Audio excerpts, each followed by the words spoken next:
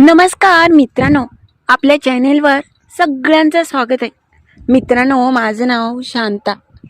एक दिवशी झालं असं, आमचे हे बाहेर गेले होते आणि दिवस पाळीची शेतातली लाईट होती आणि शेतातल्या उसाला पाणी पण द्यायचं होतं. म्हणून शेतात पाणी धरण्यासाठी त्या दिवशी दुपारी मी एकटीच गेले होते. मी एकटी शेतात असताना त्याच वेळेस दुपारी बाजूच्या शेतामध्ये असलेला तरुण, म्हणजे त्याचं नाव निलेश, तो पण शेतामध्ये आला होता. सुरुवातीला मी लक्ष दिलं नाही, मात्र त्याला जणू काही माझ्याविषयी आणि माझ्या सुंदरतेविषयी एक वेगळंच आकर्षण निर्माण झालं होतं. तो लांबून मला पाहत होता. माझी आणि त्याची खूप दिवसापासून अगदी ओळख होती, पण तो कधीच मला बोलत नव्हता. पण त्या दिवशी हिम्मत करून तो मला बोलू लागला, माझ्या जवळ आला. मग काय, भर दुपारी कोणी नसताना नंतर त्याने जे माझ्यासोबत केलं ते सांगून मी अगदी आश्चर्यचकित झाले. आणि तुम्हाला पण आश्चर्य वाटेल त्या दिवशी नक्की त्याने काय केलं होतं. त्या शेजारच्या तरुणाने भर दुपारी कसा आनंद घेतला तीच कथा मी तुम्हाला सांगणार आहे. पण त्याच्या आधी जर नवीन असाल तर लगेच चॅनेलला सबस्क्राईब करा. चला तर लगेच कथेकडे वळूया. मित्रांनो, माझं नाव शांत आहे. मी अगदी बोलक्या स्वभावाची होते. दिसायला पण तशी देखणी मी होते. सावळा जरी रंग असला तरी मी स्वतःला व्यवस्थित ठेवलं होतं. माझे मालक मजुरी करायचे, त्यामुळे सकाळी घरातून 7 वाजता जायचे. त्यांना दिवस मावळत असायचा. दिवसभर ते कामात असायचे. घरी एवढी माणसं नव्हती आणि आमच्या वाटणीला काही शेत आलं होतं. तेच आम्ही शेत पेरत असायचो आणि ते शेत करायचो. शेतामध्ये ऊस होता आणि इकडे पाण्याची खूप तारांबळ आहे. त्याच्यातच भावकीत म्हणजे माझ्या धीरात आणि आमच्यात विहीर आहे. एक आठवडा त्यांच्याकडे पाणी असतं आणि एक आठवडा आमच्याकडे. त्या दिवशी घरातील सगळं उरकलं होतं. घरात शेतात लवकर जायचं म्हणून सकाळीच मी स्वयंपाक केला होता, कारण की ह्यांनी आज मला सांगितलं होतं की शेतामध्ये जा आणि ऊसाला तेवढं दारी धर, तेवढा ऊस भिजवून घे, कारण की पुढच्या आठवड्यात दुसऱ्यांकडे जाणार होतं विहिरीतलं पाणी, त्यामुळे ह्याच आठवड्यात ऊस भिजवायचा होता. मी म्हटलं की हो, मी करेन सगळं काम. शेतात तशी मी नेहमीच जात असायचे, पण जास्त करून एवढं शेतातली मला काही माहिती नव्हती. त्या दिवशी घरात मी सगळ्यात लवकर सगळं आवरलं. स्वयंपाक, धुणं, भांडी सगळं झाल्यानंतर त्या दिवशी जेवण केलं आणि शेताकडे चालले. सकाळचे 10 वाजले होते. 11 वाजता लाईट येत असायची, म्हणून लवकरच मी शेताकडे जायला लागले. शेतामध्ये आल्यानंतर मी आधी विहिरीकडे गेले. विहिरीमध्ये खूपच पाणी होतं. त्या दिवशी व्यवस्थित साडी मी खवली आणि मोटर चालू केली. लाईट आली होती आणि मी त्या ऊसाला पाणी देऊ लागले. एकटी शेतामध्ये होते. अचानक माझी नजर बाजूच्या शेतामध्ये गेली आणि शेतामध्ये तो शेजारचा तरुण बसला होता. त्याचं नाव निलेश होतं. दिसायला पण चांगला देखणा आणि शहरातला होता, पण कधी कधी गावाकडे आला की नेहमी तो शेतामध्ये मला दिसत असायचा. माझी आणि त्याची अगदीच मोजकीच ओळख असेल, पण चांगलाच तरुण.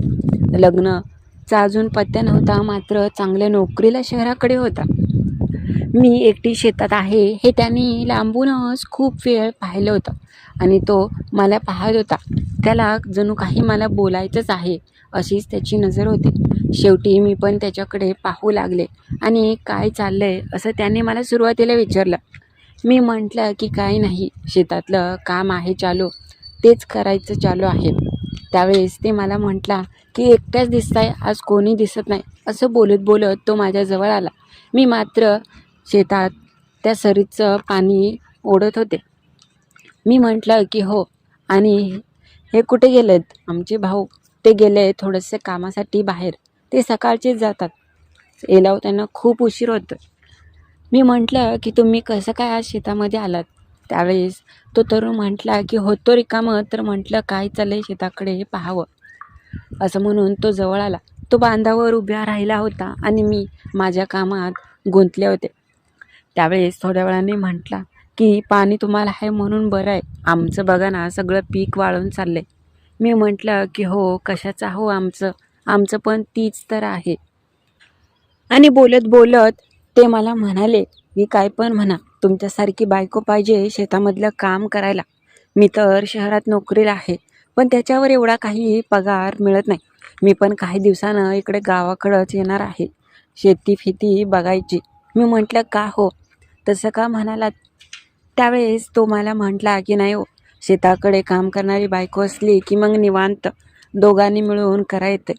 शहराकडे काही नाही नोकरीचं, एवढं शिकून पण काही उपयोग नाही, पगार पण चांगला नाही आणि कामानं खूपच मला कंटाळा येतोय. आलं की जेवणावर पण लक्ष राहत नाही. मी म्हटलं की हो, ते तर आहेच हो, तुम्ही किती खराब झालात. माझी तब्येत खूपच खालावली होती असं मी त्यांना म्हटलं. त्यावेळेस ते मला म्हटले की हो वहिनी, तुम्ही पण खूपच आजकाल खराब दिसताय. का हो, आमचा भाऊ काळजी घेत नाही का तुमची? नाही हो, हेच काम वगैरे. तसं काही नाही, ते मला खूप जपतात, ते तर दिसतच आहे. आम्ही बोलत होतो, लगेच तो मला म्हटला की काय पण म्हणा, तुमच्यासारखी बायको हवीच. सतत ते तसे म्हणत होते. मी म्हटलं माझ्यासारखी एवढे मी आवडले का तुम्हाला? अहो मलाच काय, कोणाला पण तुम्ही आवडाल. तुमची बोलण्याची पद्धत आणि तुम्ही एवढ्या दिसता आकर्षक.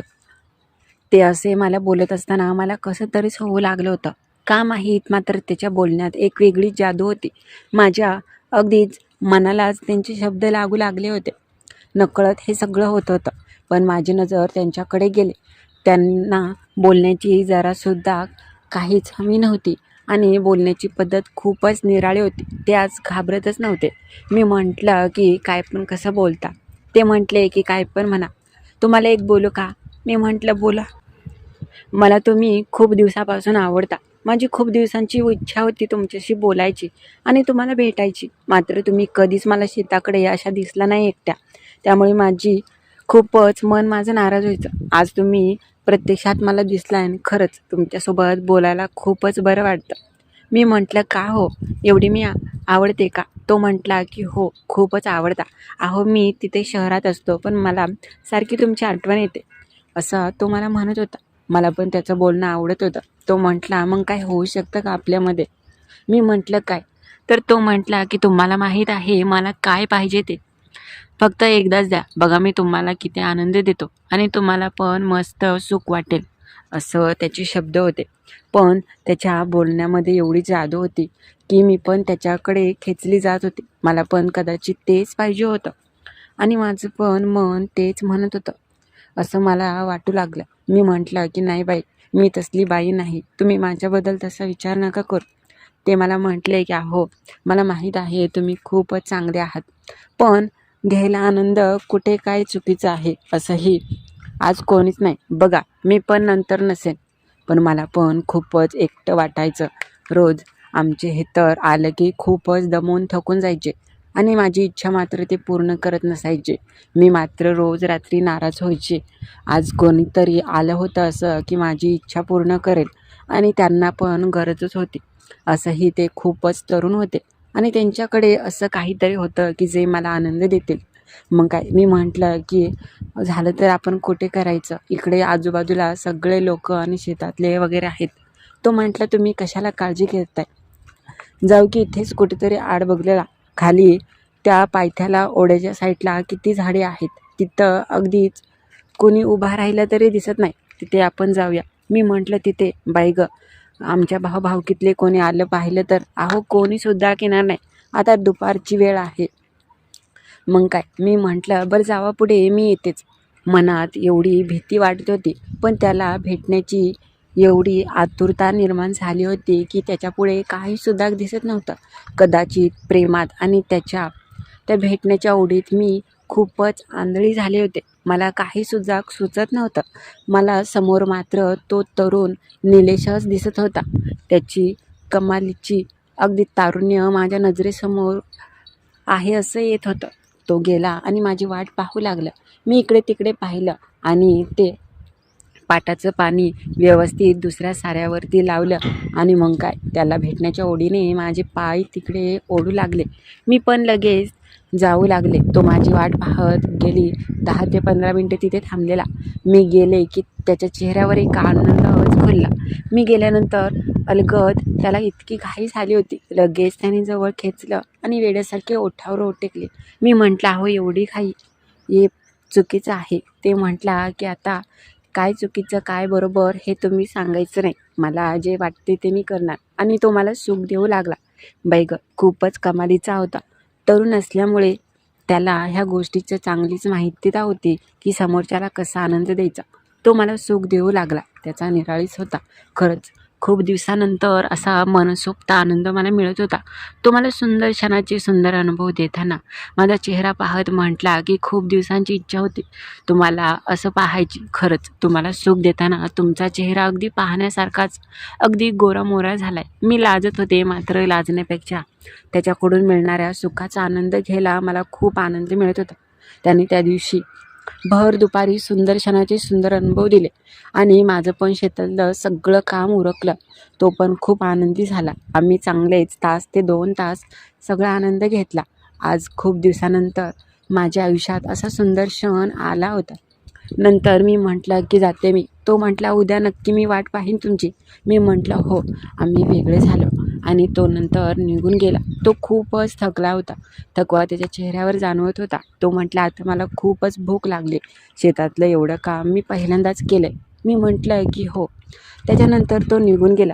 दुसऱ्या दिवशी मात्र आमचे हे असल्यामुळे मला जाता आलं नाही. मात्र तिथून 2-3 दिवसानंतर तो माझी वाट पाहून शहरामध्ये कामाला निघून गेला. आज ह्या गोष्टीला साधारणतः 4 ते 5 महिने होऊन गेले आहेत. पण मला त्याची कमतरता आयुष्यात नक्कीच भासते. ज्यावेळेस मी एकटी शेतामध्ये असते, मला तो प्रसंग अचानक माझ्या नजरेसमोर येतो आणि मी खूपच भावनिक होते. तेवढेच मी भावूकसुद्धा होते. तर कशी वाटली कथा ते नक्की कळवा आणि नवीन असाल तर चॅनलला लाईक सबस्क्राईब करायला विसरू नका.